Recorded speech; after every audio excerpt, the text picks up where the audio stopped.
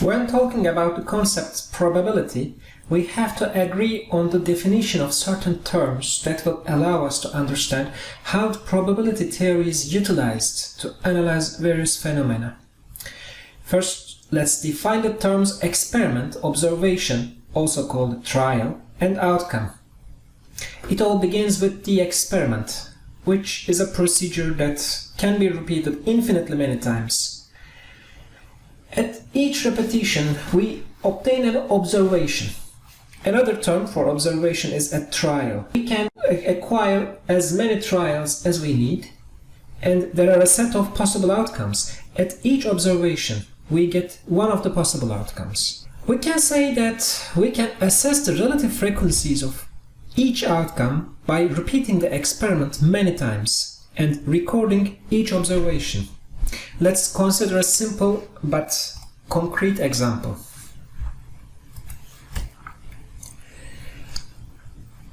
Define an experiment which consists of 2 consecutive coin tosses. After tossing the coin twice, we obtain our observation. In other words, a trial consists of conducting the experiment once, that is, tossing a coin 2 times, for our example. So you can define other experiments. Your experiments might involve multiple coin tosses or casting dice. As you see, we can have one of the 4 possible outcomes for this particular experiment. So it can be twice the head, twice the tail, and 1 head and 1 tail, or the other way around, 1 tail and 1 head. This set of all possible outcomes forms our sample space. For the purposes of analysis, for example, to indicate those outcomes that have a particular meaning or that requires a specific course of action, we define subsets of outcomes, which are called events. By definition, the sample space itself is an event. So in this particular case, an event A is described as tossing at least 1 head. Event B is defined as tossing at least 1 tail. And as you can see, the sets can have intersections, so they can have elements that are common to both, which will let us introduce the concepts of conditional probability in the coming slides. Once these definitions of an experiment, an observation, also called a trial, the outcome, the sample space, and the event are clear, now we can talk about probability. The sample space and any events we define within this sample space can be represented by a Venn diagram. In this slide, the example of a double coin toss experiment with the events defined as tossing at least 1 head and tossing at least 1 tail are shown as a Venn diagram. We note the probability of the event A and event B in the text box on the lower left corner. Here we should note 3 axioms of probability. Well, first, the probability of an event has to be between 0 and 1. 0 means the event cannot occur. 1 means the event certainly occurs. This leads to the second axiom.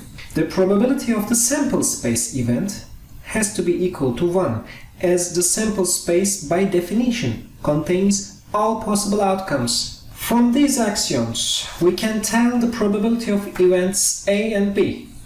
The outcomes of this coin toss experiment are equally likely, and event A consists of 3 of the 4 possible outcomes. If we repeat the experiment many times and collect the outcomes, as the number of observations go to infinity, so if we repeat it infinite number of times, we will obtain the probability of event A as 3 over 4. And there's also the third axiom, which defines how the probabilities of disjoint events add up. Let's define each outcome as a separate event. We have 4 disjoint events in this case. So 4 events, 1 is a double head, 1 is a double tail, 1 is first head then tail, and the last one, the 4th event, is first tail then head. So these disjoint events obviously cannot occur together in a single observation. We cannot toss both a double head and a double tail. And each outcome is equally likely in this particular experiment with probability 1 over 4. Event A consists of 3 outcomes and the probability of event A is equal to the sum of the probabilities of outcomes with at least one head. These outcomes are disjoint, so they cannot occur together. So when calculating the probability of event A, we can simply sum up the probabilities of the individual events that form the event A. That is the probability of double head, probability of a head and a tail, and the probability of a tail and a head. So it's 3 times 1 over 4, and we get the same result, 3 over 4. Now let's investigate another important concept, the conditional probability.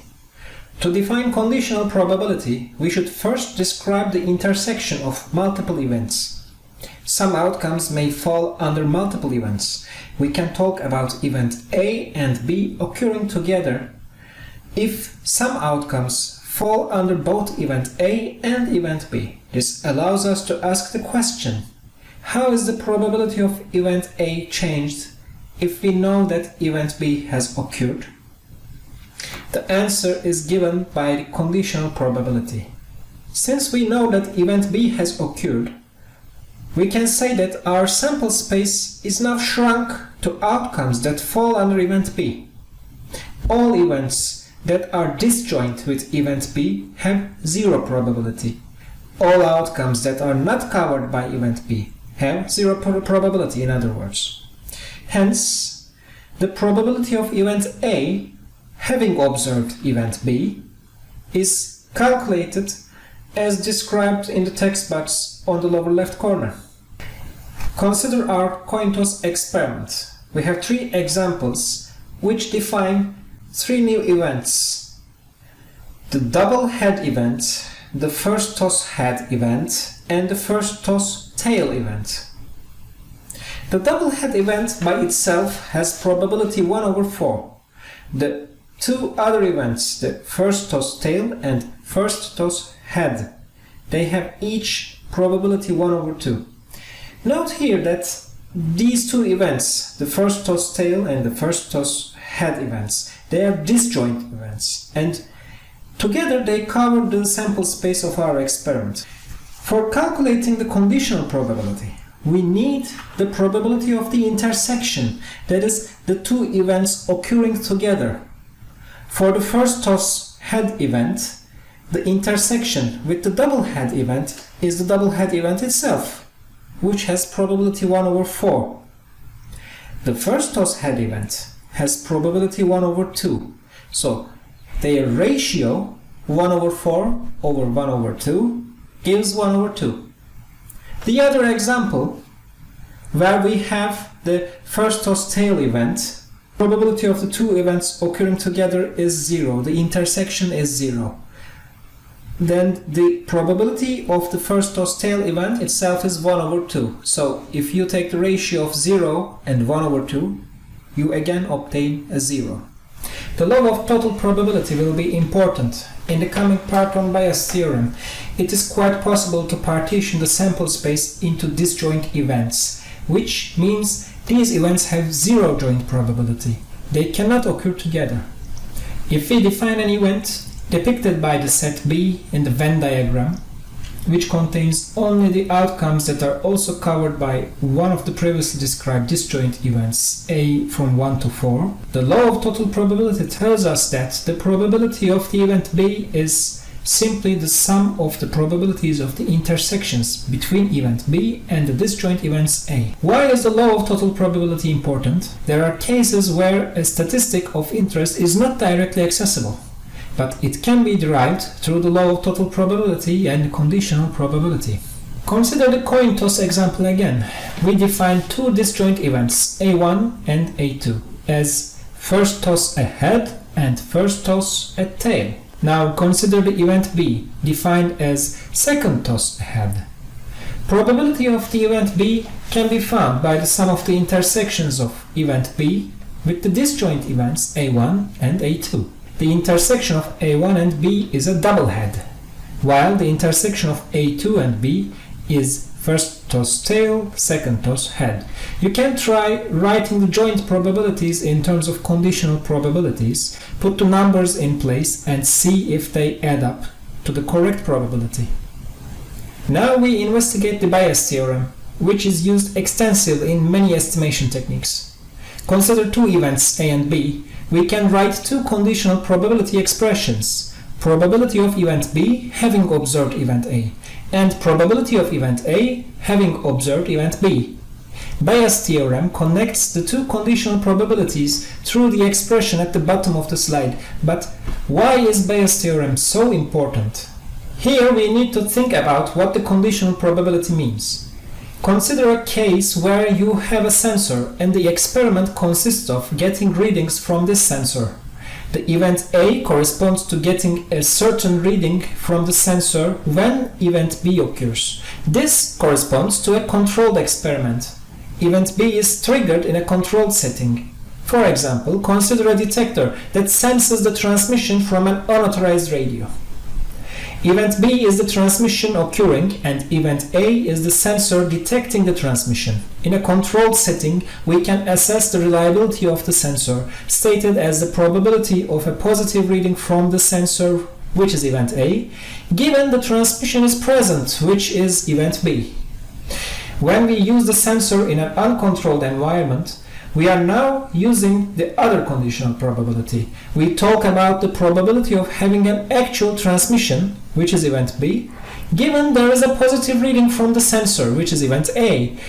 To summarize, the Bayes theorem provides the connection between the sensor model obtained by a controlled experiment with the readings from a sensor to assess the belief that the event that the sensor is meant to detect has actually occurred. To make the Bayes theorem more concrete, consider a test to diagnose a disease. Each such test has a certain probability of correct diagnosis, which is given in the table at the top of the slide. A test can diagnose correctly, in other words, test positive, an actually sick person, and clear the suspicion correctly, in other words, test negative, an actually healthy person. But there is always the probability that the test diagnoses incorrectly a healthy person as sick, or miss a sick person. This table gives one half of the story. It provides the controlled experiment results. Now the question is as follows: what is the probability that a person is actually sick given the test result was positive? Let's use the Bayes theorem and relate our question to the controlled experiment results. The first conditional probability comes from the controlled experiment result listed in the table, which is testing a patient as positive when we know that the patient is sick. There is another probability term here, which reflects how frequently the disease is found in the population. This part is actually important and reflects the belief update provided by the Bayes theorem. Before testing, we believe that, based on the statistical data accumulated in the past, if we pick a person in random from the population, there is a certain chance that the person has this disease. The diagnostic test modifies our belief about the state of this person. For example, let's say the disease is found in 1% of the population. This is our prior belief. Now we are going to update our belief based on the test result, also called evidence. We have to normalize the expression above with the probability of testing any given person and obtaining a positive test result. At this point, we utilize the law of total probability. The law of total probability states that we can write the probability of an event as the sum of its intersections with disjoint events. In our case, a person is either sick or healthy. These events are disjoint. So we need to consider two cases: testing a healthy person positive and testing a sick person positive. We can translate these intersections to conditional probabilities, and we end up with an expression that can be filled with controlled experiment results and prior beliefs. Once we fill the numbers, we see that the test results are far from indicating that a person is sick. The probability is modified from 1% to a mere 9%. This is the reason why diagnostics involve collecting extra information about the patient. The statistics often include risk factors, such as smokers getting certain respiratory diseases more often. If we modify the probability of having the disease from 1% to 10% due to the patient belonging to a subset of the population with higher risk, such as a smoker, the probability of having the disease after the test rises to 55%. With this example, we finish our review of the topics in probability. Thank you for your attention.